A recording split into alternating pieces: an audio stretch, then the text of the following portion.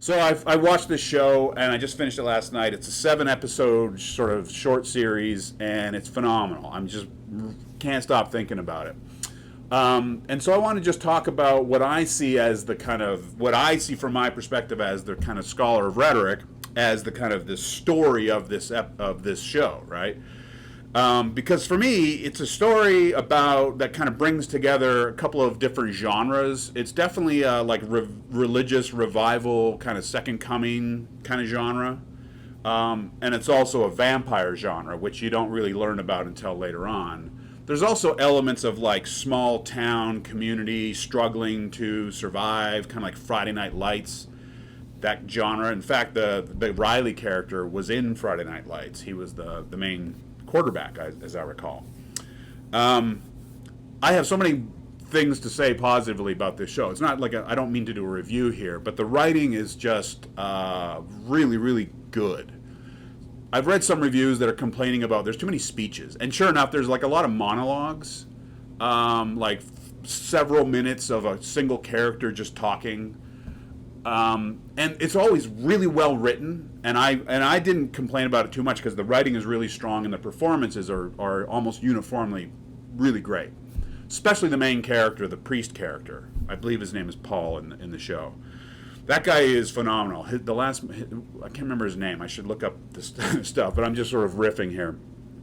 He was in The Big Short, but apparently this guy's a really accomplished actor, and wow, he is just commanding in this role of this kind of young priest who comes into this small town community because the previous elderly priest went away on some kind of a pilgrimage and took ill and needed a replacement. So that's kind of how things get going. But the context is this community that's just this, it's a little island and it's destitute, right? It's down, its population's way down, there's like no industry, it's just hard times, right? And so into this suffering, destitute, struggling community, people who are broken, people who have like terrible pasts, no future, right? Hopes that have been dashed long ago. Like this is a sad, sad community. And in comes this young priest with all kinds of new ideas, let's say, and he has a way of reaching the people that he's talking to in the community. And you might be a little uncertain about this guy at first, but he's incredible. And he wins them over, and he wins you over too, wins the audience over. But the reason that I'm really interested in this show is not just for the way that it's written and just for the performances and the kind of the direction which manages to create this wonderfully moody, slow burn kind of tension throughout several episodes. I'm fascinated by the way that rhetoric and persuasion are woven throughout this, right? So most of the reviews that I'm seeing are about how it kind of smashes together the religious revival kind of genre with the vampire genre because it's so seamless. You don't really know until it's like the whole thing's almost done that, oh, okay, yeah, this is a vampire story. But in the middle of that twist is rhetoric. And that's what I think the real story here is. And so for me, this whole series is about the perils of certainty. I talk a lot about certainty. I write about this, the kind of the problems of certainty and why it is that we crave certainty, how it is that we use technology to assure ourselves, to create certainty where we might not have it. What is the power and the allure of being certain, right? It's sort of the flip side of vulnerability.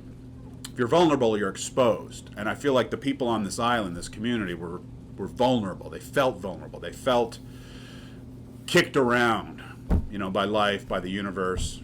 And so Kenneth Burke actually has a line. He says, certainty is cheap. It's the easiest thing that a man is capable of. Deprive him of a meal or a job, and certainties jump up like jacks in the box. And that always sticks with me, right? It's like the relationship between certainty and vulnerability. Belief is sort of what attaches them, and rhetoric, I would argue, this series, I think, displays rhetoric is sort of what constitutes the mechanics of getting from vulnerability to certainty. But it's very subtle. So this show is really about how susceptible we are, especially in states of like destitution and desperation and vulnerability, how easily we can be kind of led, right? How easily we can be sort of persuaded into a place of, frankly, madness, of just violent, destructive, all-consuming sense of like self-righteousness, you know? And I think that this show it just does a brilliant job of like charting that transformation, a community that's suffering and vulnerable and desperate and destitute, into a group of, well, at the end, essentially an army, God's army, okay? Now, the key moment for me, and the one that I keep going back to in my mind, is in the episode called Gospel. Gospel means the good news. And the whole point of the gospel is to share it, right? You want to share the good news. So right there, we have kind of built into, and this, by the way, goes all the way back to like St. Augustine, the first major figure in the rhetorical tradition to be thinking about the kind of the tension between worldly persuasion and godly or divine wisdom, right? Because apparently we have the word of God in the scriptures, but it's man who must interpret it and essentially share it with other men. And so that raises all these weird dynamics, okay? So that cauldron of dynamics is really where I was just blown away. And so in the episode called Gospel, at around the 10 to 12 minute mark, the congregation comes into the church. It is Good Friday. The whole kind of show is centered around Good Friday. Why? It's about rebirth, right? It's about death and then rebirth, and that becomes an important conceit throughout the whole thing. So the pastor gets up, and at this point he's developed pretty strong rapport and relations with the congregation. He's on solid ground. And he gives this thunderous oratory. Now, at this point, I have to absolutely praise the actor who's in this role. He's just like, I hope he gets awards. I mean, this performance. Oh my goodness. He's so powerful. He's so compelling. And he's both scary and enticing at the same time. And I think that's the genius of this performance. And what's obvious is that he believes what he's saying, right, to his congregation. And what he's saying is that just like Jesus, who died and then was brought back to life, we are in a moment of God's choosing where we now must also die and be brought back to life. And I am here as an agent of God and a vessel of God.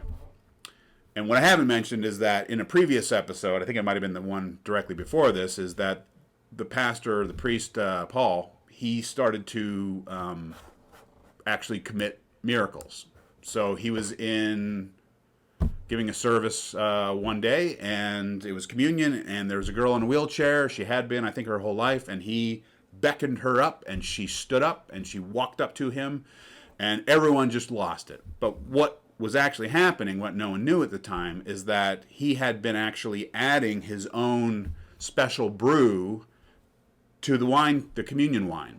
And it looked like it was just more wine, but it wasn't. So pause. What was actually going on here is when their original pastor went off, Monsignor they call him, he went off on this journey, he took sick. That was the story. But what actually happened is that he got lost in the desert and ended up in some kind of a cave where there was this creature with like wings, and it was like skeletal and freaky looking, didn't speak any English. And sure enough, it feasted on him because it was a vampire, right? But what he thought is that this was actually an angel of God. He went into this cave, and an angel of God brought him back to life. He was on essentially his deathbed, and this thing brought him back to life and restored him to what he believes was his like pure, true self, right? So he comes back to life. He has to consume the blood himself, sort of like communion, right? This weird kind of overlap between the communion that you take in church, which is the blood of God, and this vampire thing where you also have to take this blood. And later on, he'll actually call that communion, right? So it's a very clever way of kind of finding this connection between sort of the vampire story and the communion tradition, ritual. And so he is restored to health, and he actually reverse ages to the man that we see in the beginning of the show. He's in his, late 30s? Looks young, full of health. He comes back to town, and it turns out that he has brought what he believes to be the angel with him in a box. Why in a box? Well, it turns out that once you've gone through this communion process, you are sensitive to light. And of course, first time I saw that, I was like, sensitive to light? Sucking on blood? Like, that reminds me of the vampire genre, which is pretty standard, But they don't reveal that at all, right? They just plow ahead with this idea that this vampire was an angel of God who brought the priest back to life, rebirth, right? So he's convinced that this is the angel of God, and he wants to bring this angel back with him to the island community to save the community. And I genuinely believe that in his heart, he believes that in the show. The character believes that he is bringing an agent of good to this community. Now, it's revealed at the very end that the actual reason he did that is because he had had a child, with a woman in the community who's the doctor's mother.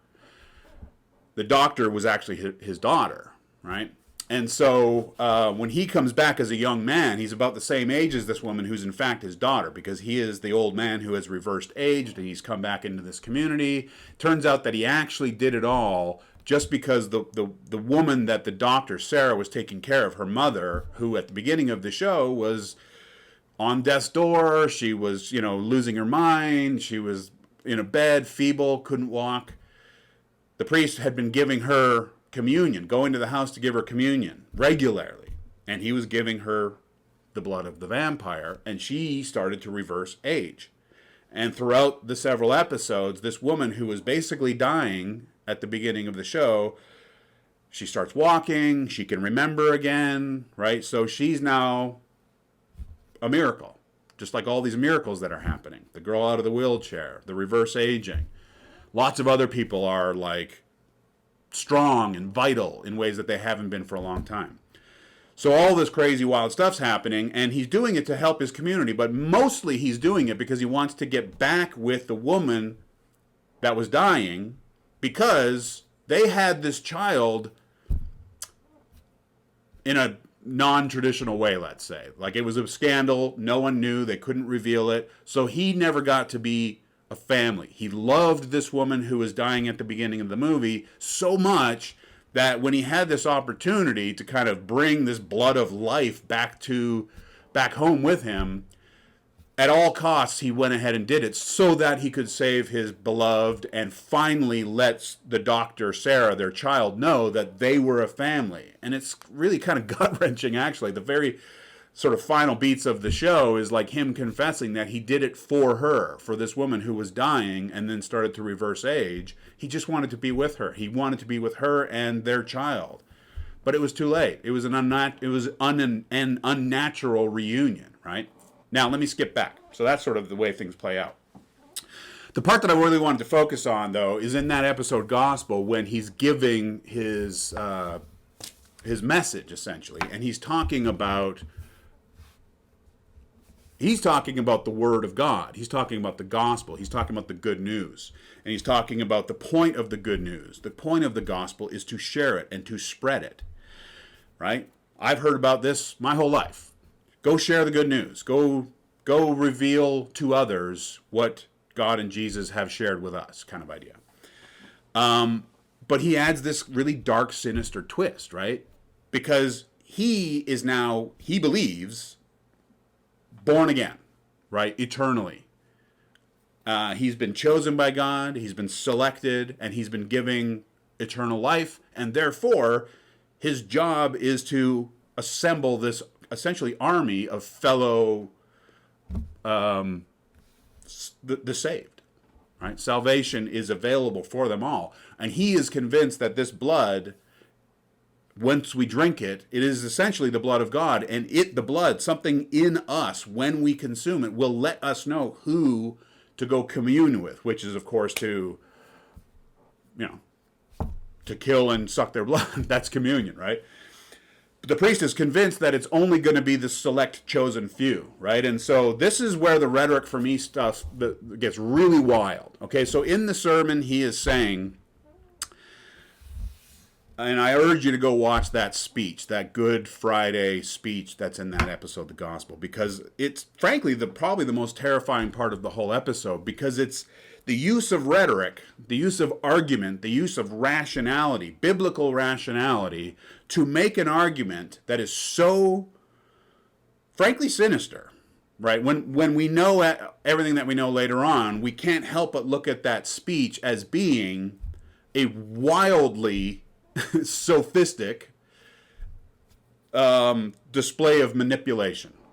And it is so successful, it is so effective, it is so eloquent and so powerful.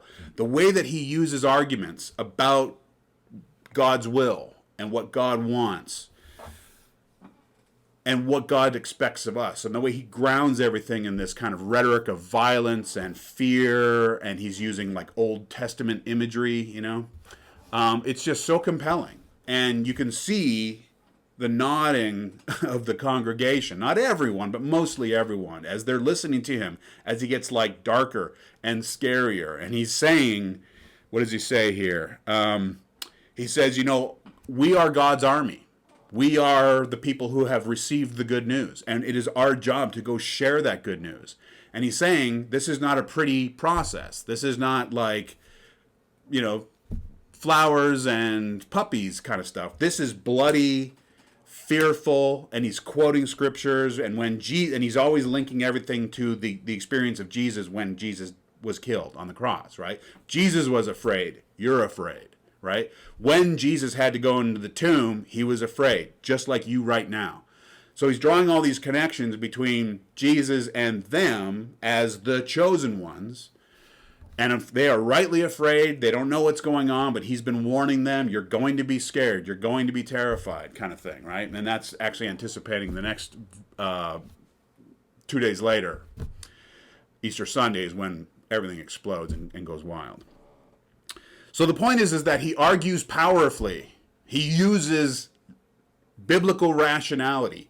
He uses powerful sources of support. He uses his own thunderous, passionate oratorical eloquence.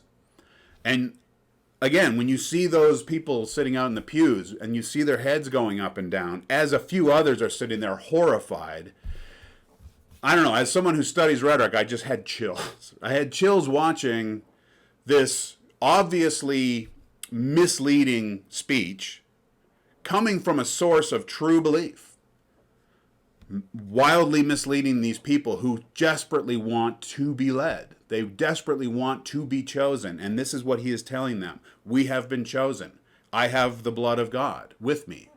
We are going to partake, and we are going to die. Now I'm jumping ahead from gospel to the second to last or last episode, right? He brings them all in. At this point, they've been converting army members for a few days. More and more of the town are kind of becoming saved, becoming vampires, becoming eternal. They start to, they cut off the power. Him and his apostles, they call them, right? They cut off the power. They cut the cell tower. They dismantle all the boats so no one can leave the island. And the whole idea is we are going to convert, we are going to save everyone on this island, and then with the blood of God in them, they are going to go on onto the mainland, and they are going to go convert God's army, and a whole new era will begin. But what's actually happening is vampires are feasting on the general population.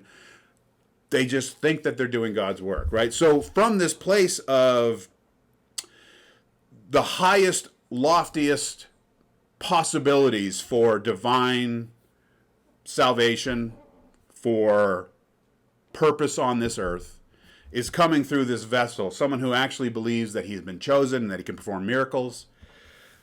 And it's all actually framed around this really terrifying and frankly not that commented upon vampire story. We don't learn anything about this vampire. All we know is there was a vampire in a cave and he feasted on the priest, and that set off this chain of events with this priest so desperately wanting to reclaim his love and his family, and through that kind of clouded judgment ends up bringing the sheep, the congregation, into this slaughter, essentially, right?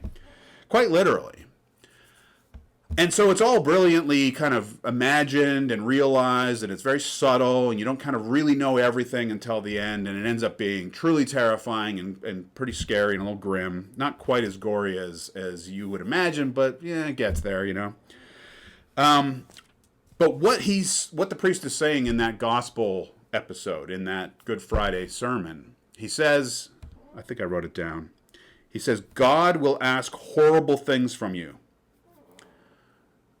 God will ask horrible things from you. This is all in the context of fear and violence, and the Bible is just full of it, full of murder, full of mayhem, full of retribution, full of horrible things. And so he's preparing them for that. And he said something that really stuck with me. He said, God's will, while perfect, changes.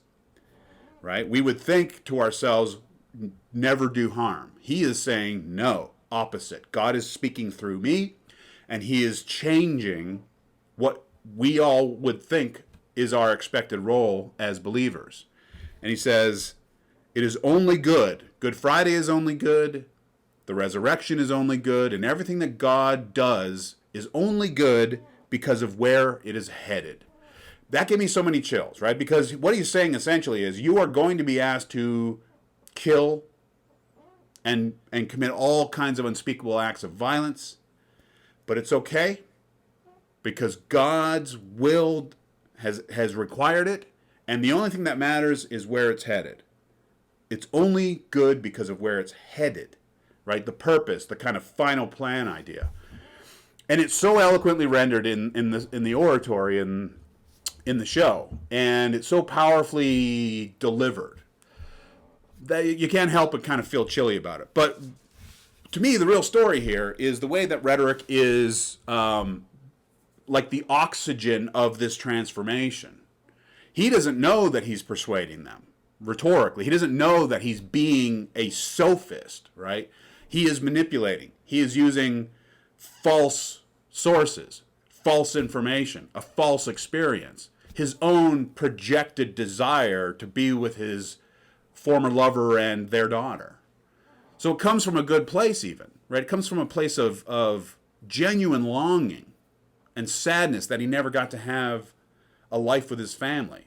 And so he brings this demon spawn vampire back to the community because of this blood that can make them live forever. But along the way, I mean, literally, and the truly scary part is at the end of, the whole thing, the final episode, his apostles have burned the whole island. They're so committed. This one woman in particular, I think it's Bev. She is even more hardcore than the priest himself. And even, at the very end, he finally realizes, oh my goodness, this is a vampire. We are wrong. We've gone off the rails. We are wolves. We have become the wolves. So the priest finally realizes, oh my goodness, what have I done? But Bev, the woman, she's hardcore to the very end. She just refuses to accept that they could be doing anything wrong. So she is that I am chosen. We are chosen, no matter what. Fire everywhere. And she's happily burning the place down, and she's telling others this is in the Bible. Burn it down. Cleanse it all. Right? It's revelation. This is revelation. It's end times, and we are the chosen. We are the special select few who will live forever, and we will save who we choose. But it becomes obvious that when they commune, which is just vampire, feasting, there's indiscriminate selection, right? So the priest thought that they would commune based on what God told them, right? You're going to choose this person because God wants you to save them. It's the opposite.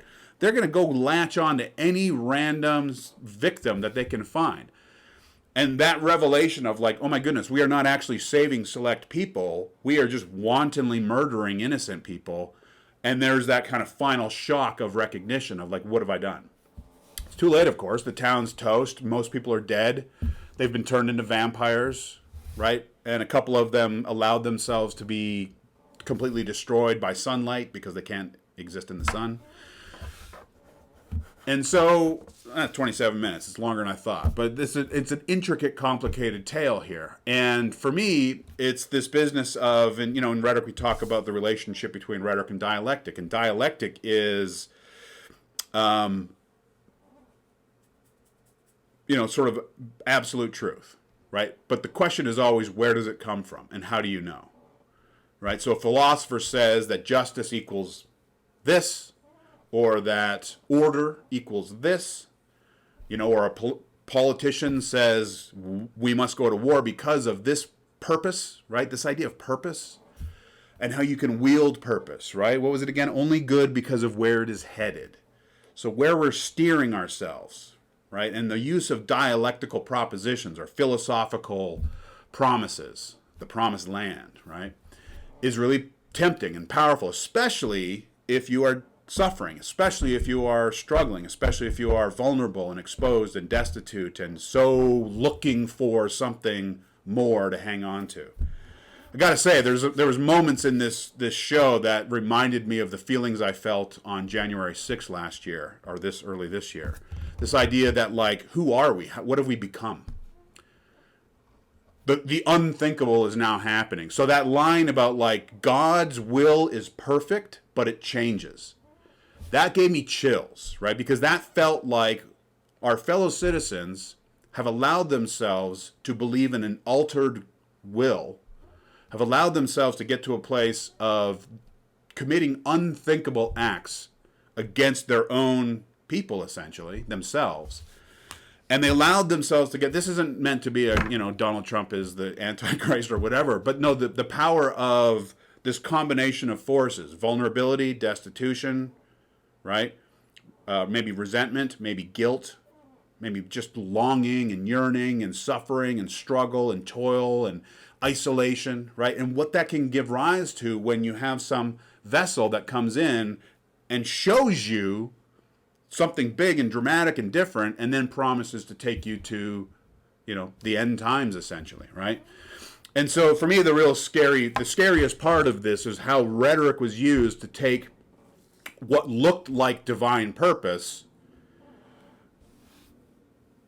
to take what is essentially a vampire feast and turn that into something that looked like divine purpose, right? And it's so convincing that it has you, at least me, maybe I'm a sucker, but I was like hanging on to this possibility throughout most of the whole series, and then finally was like, okay, yeah, they're just vampires, and this guy is a vampire, and he was rebirthed by a vampire, and that's all they've been doing is feasting on innocent people, and all of this darkness and all of this blood and all of this violence and misery is just that. It's not some, biblical second coming and we are the chosen few, right? So it becomes it's not really, to me, about religion. It's not about vampires. It's not really about any of that theological stuff at all. For me, the reading this is about struggling, vulnerable community and how they can be so magnificently exploited when belief is so ripe, and you have someone who's so gifted, right, at drawing on a source of authority like the Bible and appealing to people in their suffering and in their yearning, in their desires. Wow, what a potent combination, right? And so obviously everything goes off the rails. There was like a 5%, 10% of the community actually saw what was going on and was like, this is absolute crazy. They didn't want to participate because in the end, he actually asks them to kill themselves. He gives them all poison, actual like animal poison in these little cups. And he's like, you're going to pass away. It's as an act of faith. You're going to, just like God, just like Jesus, just like I did, you're going to have faith. You're going to die. Your body is going to die, but in that act of faith, you will be saved. And sure enough, that's what happens, because in the vampire stories, you die and then you're born again a few moments later. But he's selling this as this kind of belief and faith and like, oh my goodness, in a church, giving them cups of poison, watching these people kill themselves and then pop back to life as vampires. And they all think they're saved. But it gets really confusing, and it sort of goes in all these different directions, and it unravels, and you discover, oh, this was a rhetorical shit show, basically. So there we go. That was much longer than I was anticipating, but a lot of subtle ideas in here. I wrote a few notes here. The perils of certainty, of privileged knowledge, how easily we've convinced ourselves, how easily we can be convinced, or how easily we can convince ourselves of being chosen. So it's like always being on guard, right? Always sort of trying to ask that question of what is this grounded in? And the hardest thing to do, I think, is to second guess a privileged special bond that you believe you share with others when ultimate sources of promise are invoked, Obviously nothing more ultimate than God himself. So it's a really it's a wild viewing, for sure. It's one of the most engaging things I've watched in a while. It does get pretty dark and grim toward the end, but if you're watching this, I'm assuming you've already seen it and maybe have your own thoughts. So this is about the power, or not only, but it's largely about the power of eloquence, the power of persuasion, the power of the figure who comes in with promises, who goes into the destitute community, the desperate community, looking for something to hang on to. Can you think about parallels in our own situation? It's not, this is not, for me at least, not an opportunity to just sort of like slam on Trumpism, but there is some of that for sure, right? It's what is the relationship between material struggle and loneliness and isolation and a sense of purposelessness, and a transformational figure with big promises of eternal greatness and being able to look at that person who you admire, who you even love and care for, and who loves and cares for you, and ask yourself, is this whole framework making sense? Because sure enough, there was lots of signs along the way that things were amiss, but a lot of folks just happily went along with it. And look at the destruction that came along.